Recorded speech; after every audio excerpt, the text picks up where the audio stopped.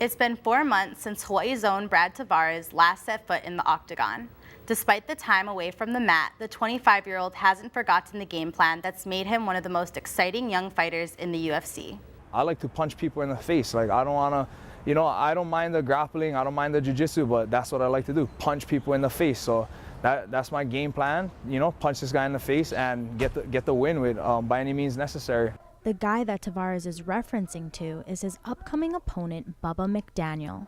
McDaniel, like Tavares, is from The Ultimate Fighter, and the two are set to square up against each other in the cage on August 28th in Indianapolis, Indiana. I didn't fight since March of this year, so just excited to get back on the grind and get back in the cage.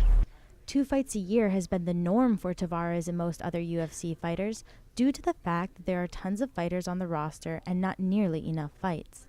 Tavares, who has been bugging management and matchmaker Joe Silva about fight opportunities, is hoping that by beating McDaniel, more fights will come his way. I want to go in there and, I really want to beat Bubba McDaniel in like a devastating fashion. I'd like to knock him out, submit him.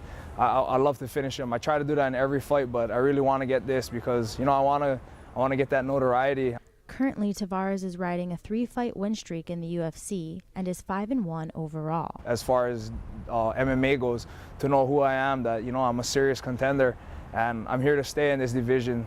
Proving himself is just a short-term goal on Tavares' journey to the ultimate dream. My ultimate goal in the fight game is to get that belt. That's what I'm here for. I want to get to the top. I want to beat the best, and I want to be the UFC's middleweight champion eventually. That is by far my ultimate goal. Tavares is part of the UFC Fight Night card. It's the company's debut on the Fox Sports 1 network. It all begins August 28th at 8 p.m. Eastern Time. Leah Kamana, Hawaii News Now.